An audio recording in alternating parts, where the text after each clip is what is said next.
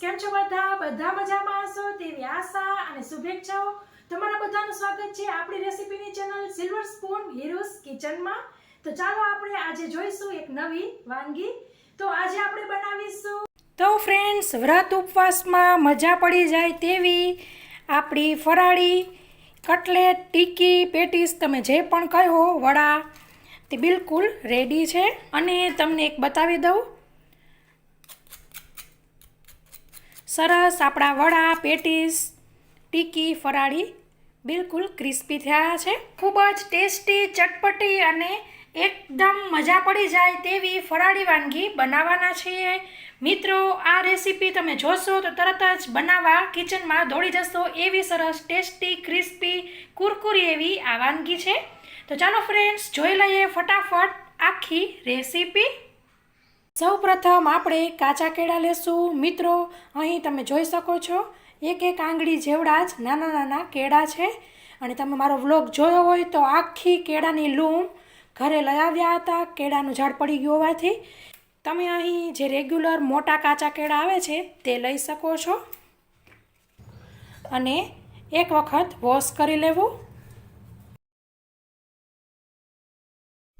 પછી આપણે એક સીટીથી પ્રેશર કૂક કરીશું। તો ફ્રેન્ડ્સ, તમે જોઈ શકો છો કેળા સરસ બફાઈ ગયા છે। હવે આપણે તેને મેશ કરી લેશું। અહીં આપણા કેળાનો છુંદો જે મેઝરિંગ કપના કપ હોય તે 2 કપ થાય છે। પછી આપણે તેની અંદર 2 લીલા મરચાંની કટકી ઉમેરીશું। એકદમ મોડા જેવા મરચાં છે, તો મરચાંની કટકી આપણે ઉમેરી દઈશું। પછી આપણે આવી રીતના સામો લઈશું, 1/2 કપ લીધેલો છે, તો તેને આપણે પીસી લેવાનો છે। તો જે આપણે 1/2 કપ સામો પીસ્યો પાવડર કરીને તે લઈ લેશું। તે આપણે એકી સાથે નથી ઉમેરી દેવાનો, થોડો થોડો કરીને ઉમેરીશું। પછી 1/2 કપ આપણે આવી રીતના ગાજરનું છીણ લઈશું, સહેજ પણ દબાવવાનું નથી, તે ઉમેરી દેશું।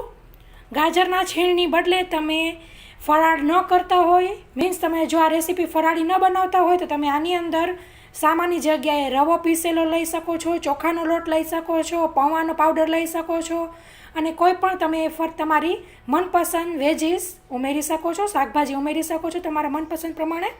અને ગાજર પણ જો તમે ફરાળમાં ન ખાતા હોય તો તમે સ્કીપ કરી શકો છો। હવે આપણે તેની અંદર ઉમેરીશું 1/2 ટીસ્પૂનથી પણ સહેજ ઓછી એવી હળદર। પાછું કહું છું, ફરાળમાં તમે હળદર ન ખાતા હોય તો તમે સ્કીપ કરી શકો છો। પછી આપણે તેની અંદર તલ ઉમેરીશું। હું અહીં 2 ટેબલ સ્પૂન તલ લઈ રહી છું। પછી તેની અંદર આમચૂર પાવડર ઉમેરીશું, 1 ટીસ્પૂન અથવા તો સ્વાદ મુજબ। અહીં કેળા મીઠા જ હોય છે એટલે આપણે તેની અંદર ખાંડ નહીં ઉમેરીએ, પણ તમારે થોડીક ઉમેરવી હોય તો દળેલી ખાંડ ઉમેરી શકો છો। 1 ટીસ્પૂન લાલ મરચું પણ તમે ફરાળમાં ન ખાતા હોય તો સ્કીપ કરી શકો છો। 1 ટીસ્પૂન જેવો જીરું અને તજ લવિંગનો પાવડર છે। પછી આપણે આવી રીતના શેકેલા મગફળીના દાણાને આપણે અધકચરા વાટી લેશું। તો તેને આપણે વાટી લીધેલા છે, આવી રીતના અધકચરા જ રાખવાના છે, તો તે આપણે ઉમેરી દઈશું।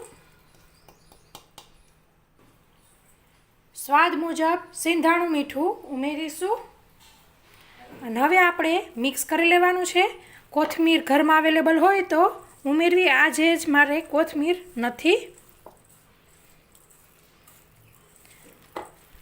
મિક્સ કરી લેશું। મીઠું હંમેશા છેલ્લે જ ઉમેરવું।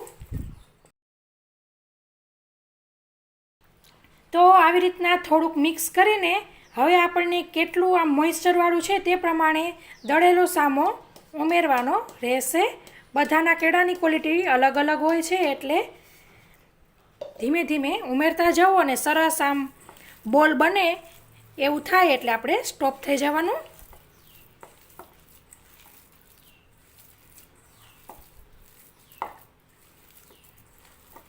મારા નાના નાના કેળા હોવાથી એક સીટીમાં પણ બહુ વધારે કૂક થઈ ગયા છે। તો આપણે અડધો કપ જે સામો લીધો હતો તેનો બધો પાવડર ઉમેરી દીધેલો છે।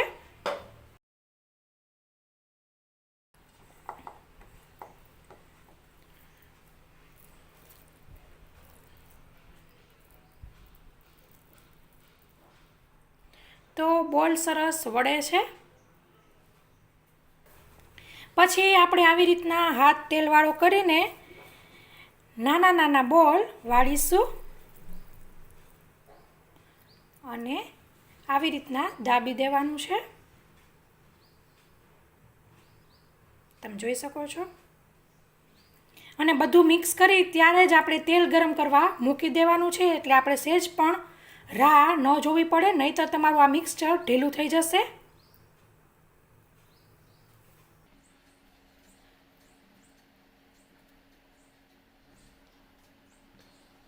હાર્ટ શેપની જે કટલેસનું બીબું આવે છે તેમાં પણ તમે આ કરી શકો છો.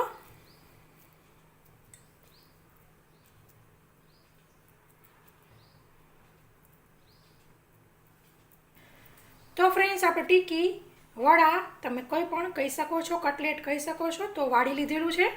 હવે આપણે તેને ફ્રાય કરી લઈશું. તેલ પણ સરસ ગરમ થઈ ગયું છે.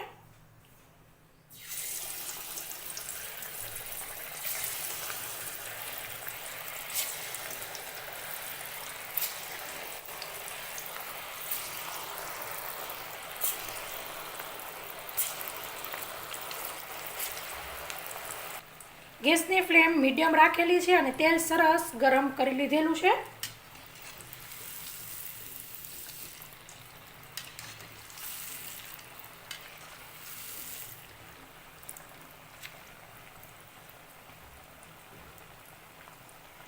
તમારે સેલો ફ્રાય કરવી હોય તો તમે સેલો ફ્રાય પણ કરી શકો છો, પણ અત્યારે આપણે સરસ ડીપ ફ્રાય કરીશું.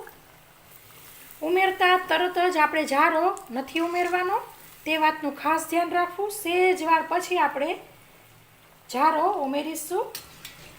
તો ફ્રેન્ડ્સ, તમે જોઈ શકો છો સરસ ગોલ્ડન કલર આવી ગયો છે. તો ટીકીને કાઢી લેશું.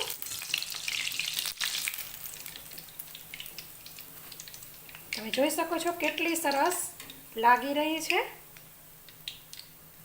તો ફ્રેન્ડ્સ, વ્રત ઉપવાસમાં મજા પડી જાય તેવી આપણી ફરાળી કટલેટ, ટીકી, પેટીસ, તમે જે પણ કહો, વડા, તે બિલકુલ રેડી છે.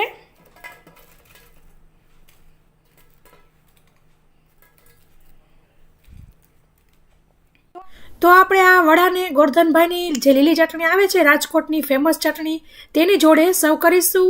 તેની રેસીપી હવે જોઈ લઈએ આપણે. બહુ જ ટેસ્ટી લાગે છે. કોઈ પણ ફરસાણ હોય તેની જોડે આ ગોરધનભાઈની ચટણી બહુ જ સારી લાગે છે. પ્રથમ આપણે આવી રીતે લીલા મરચાં લઈશું. લીલા મરચાં મેં અહીં 100 ગ્રામ લીધેલા છે અને મેં તેને ધોઈને જ ફ્રીજમાં રાખેલા હતા, પણ ફ્રીજમાંથી બહાર કાઢી એટલે આવી રીતે તેના ઉપર પરસેવો થઈ જતો હોય છે, એટલે આપણે તેને લૂછી લઈશું. ખાસ ધ્યાન રાખવાનું છે કે આપણે આ ચટણીની અંદર સહેજ પણ ભીનાશ ન હોવી જોઈએ, એટલે કે પાણીનો ઉપયોગ ન થવો જોઈએ. તો આપણી ચટણી 10 થી 15 દિવસ સુધી એમનેમ એવી ને એવી તાજી જ રહેશે. મિત્રો, આપણે બધા મરચાંને સરસ લૂછી લીધેલા છે અને હવે તેને આપણે આવી રીતે કટ કરી લઈશું. મરચાં તીખા હોય છે એટલે ખાસ ચોપિંગમાં ધ્યાન રાખવું. ઘરમાં નાના બાળકો હોય તો હાથમાં ગ્લોવ્સ પહેરીને ખાસ આ મરચાંને હેન્ડલ કરવા.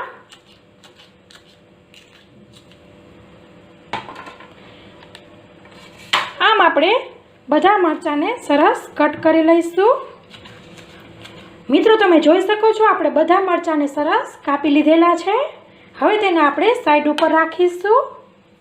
પછી આપણે આવી રીતે મગફળીના દાણા લેવાના છે, 1/2 કપ, અને તેને આવી રીતે મિક્સરનું જે નાનું ખાનું આવે છે તેની અંદર ઉમેરી દેવા અને તેને પીસી લેવું.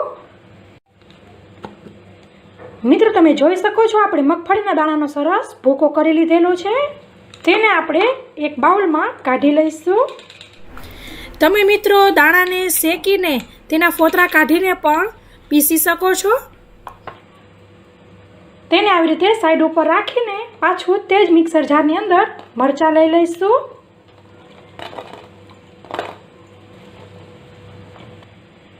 પછી તેની અંદર 1/4 ટીસ્પૂન હિંગ ઉમેરીશું.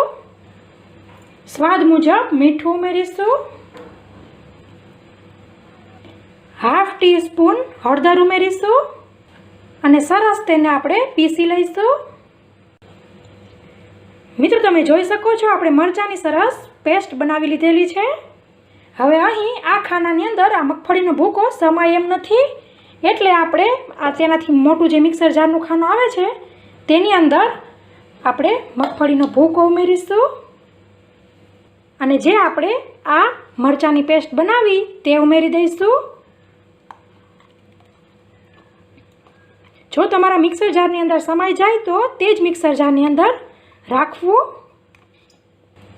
મિત્રો તમે જોઈ શકો છો આપણે જારની બધી પેસ્ટ લઈ લીધેલી છે. આમાં પછી તેની અંદર 1/4 કપ લીંબુનો રસ ઉમેરીશું. મિત્રો આ રાજકોટ ફેમસ લીલી ચટણીની અંદર લીંબુના રસની બદલે આવી રીતે સાઇટ્રિક એસિડ એટલે કે લીંબુના ફૂલનો ઉપયોગ થાય છે, પણ આપણા સ્વાસ્થ્ય માટે આ નુકસાનકારક હોવાથી આપણે લીંબુનો રસ યુઝ કરેલો છે. તમે આવી રીતે લીંબુના ફૂલ એટલે કે સાઇટ્રિક એસિડ પણ યુઝ કરી શકો છો.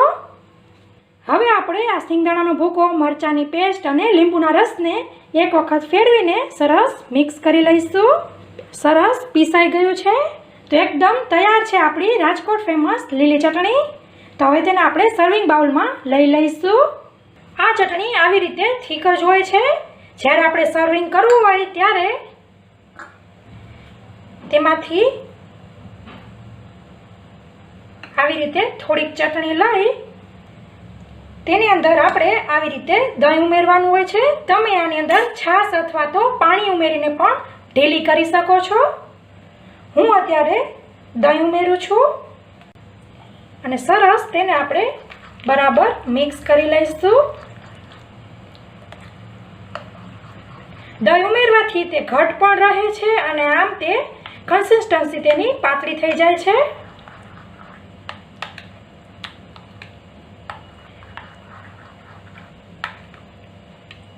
તમે જોઈ શકો છો કેટલી સરસ લાગી રહી છે તે. સ્વાદ પણ આ ચટણીનો મિત્રો બિલકુલ રાજકોટની ચટણી જેવો જ છે. તો ફ્રેન્ડ્સ તમને મારી રેસીપી જરૂરથી પસંદ આવી હશે. પસંદ આવી હોય તો લાઈક કરજો, તમારા પરિવાર મિત્રોમાં શેર કરજો. અને હા ફ્રેન્ડ્સ, મારી ચેનલ ઉપર નવા હોય અથવા તો હજી સુધી મારી ચેનલ સબસ્ક્રાઈબ ન કરી હોય તો જરૂરથી સબસ્ક્રાઈબ કરજો. બાજુમાં આપેલા બેલ આઇકન ઉપર ક્લિક કરજો, જેથી હું જ્યારે આવી રીતના સરસ ટેસ્ટી રેસીપી અપલોડ કરું ત્યારે તમને ઇન્સ્ટન્ટ નોટિફિકેશન મળે. અને હા ફ્રેન્ડ્સ, કોમેન્ટ કરવાનું ભૂલતા નહીં. કોમેન્ટ કરવાથી મને વધારે પ્રોત્સાહન મળતું હોય છે નવી રેસીપી બનાવવાનું. તો ફ્રેન્ડ્સ, આ રેસીપીમાં આટલું જ. કોઈ પણ સજેશન હોય, કોઈ નવી વાનગી મારા પાસેથી તમે જોવા માંગતા હો તો કોમેન્ટ કરજો. ફરી મળીશું એક નવી રેસીપી સાથે. ત્યાં સુધી આવજો. Thank you. બાય. જય શ્રી કૃષ્ણ.